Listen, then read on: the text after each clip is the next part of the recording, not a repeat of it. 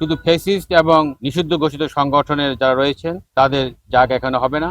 এটা মানুষের আবেগের স্থান, জাতীয় স্মৃতিসৌধে এখানে সবার আসার অধিকার রয়েছে। আমরা চাচ্ছি যে এখানে কোনো ফ্যাসিস্ট, কোনো নিষিদ্ধ ঘোষিত সংগঠনে কেউ যাতে না আসতে পারে সেদিকে আমাদের নজরদারি রয়েছে এবং সবার জন্য উন্মুক্ত রয়েছে।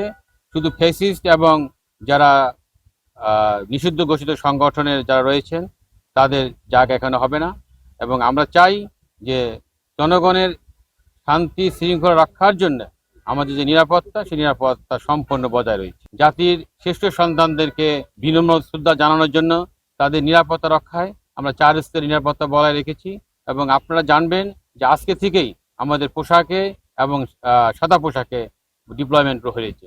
এখানে আমিন বাজার থেকে শুরু করে জাতীয় স্মৃতিসৌধ পর্যন্ত ট্রাফিকের যে সার্বিক ব্যবস্থা রয়েছে আমরা মনে করি পর্যাপ্ত পরিমাণ রয়েছে এবং জনগণ যাতে নির্বিঘ্নে যাতায়াত করতে পারে সব রকম ব্যবস্থা রয়েছে।